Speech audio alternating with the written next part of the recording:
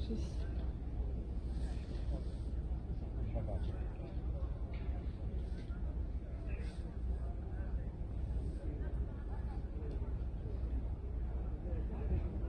Czyli wracają na kampa.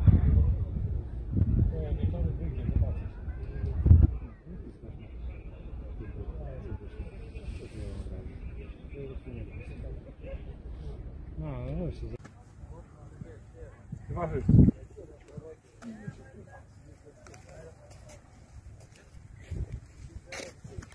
Już takich był strzelał.